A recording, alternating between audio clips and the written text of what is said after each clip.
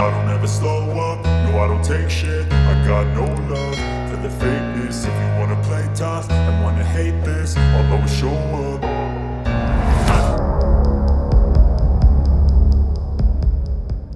Ukraine updates. Russia likely shifting focus from Bakhmut. The United Kingdom's Defense Ministry says Russia appears to have shifted its operational focus away from the Donbas town of Bakhmut to areas to the north and south.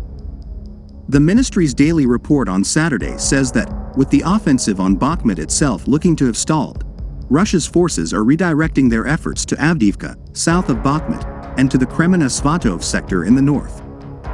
Here, the British analysts suggest Russia is likely only seeking to stabilize its front line, an overall return to a more defensive operational design after inconclusive results from its attempts to conduct a general offensive since January.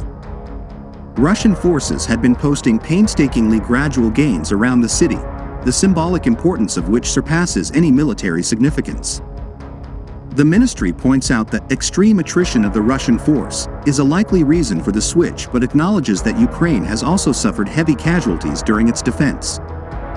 The Russian situation has also likely been made worse by tensions between the Russian Ministry of Defense and Wagner Group, both of whom contribute troops in the sector, the report adds.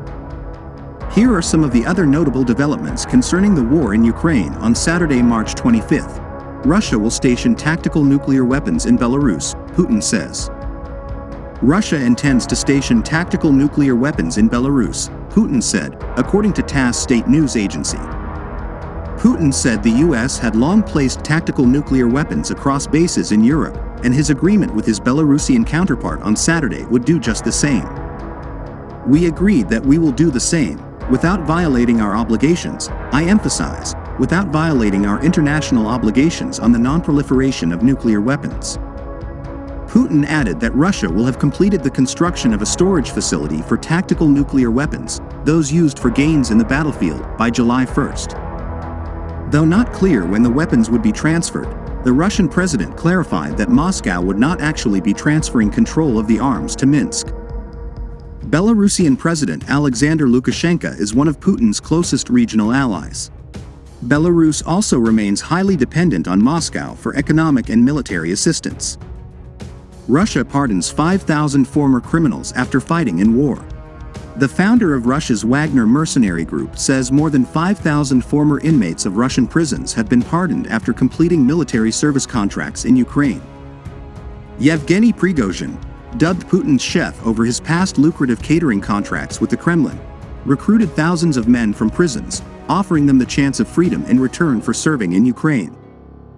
The Wagner Group, originally staffed by battle-hardened veterans of the Russian armed forces, has taken on an increasingly prominent role in the Ukraine war.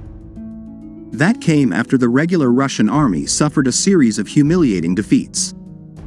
Zelensky says counteroffensive can't start yet. Ukrainian President Volodymyr Zelensky says an expected counteroffensive against Russian forces cannot happen now because his country still lacks the necessary weapons, equipment, and ammunition.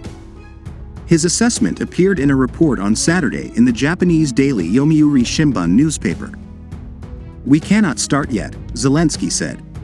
"Without tanks and artillery, no brave soldiers can be sent to the front," Zelensky told the paper in an interview conducted on Thursday, on a train on his way back to Kyiv from visiting the front. Polish producer to boost ammo capacity.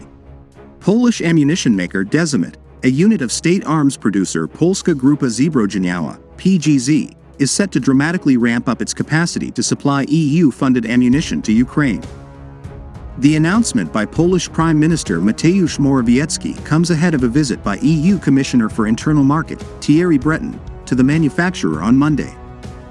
17 EU member states and Norway have agreed to jointly procure ammunition to help Ukraine rebuild its stockpiles. Dezimit produces ammunition for artillery, mortars, and grenade launchers, and is one of more than 50 armaments enterprises that make up PGZ. This plant can count on new orders and funds. We will be launching new production lines at this company and the others to produce ammunition, Morawiecki told Radio RMF when asked about Breton's visit to the factory. "We want to multiply the output severalfold as quickly as possible," he said.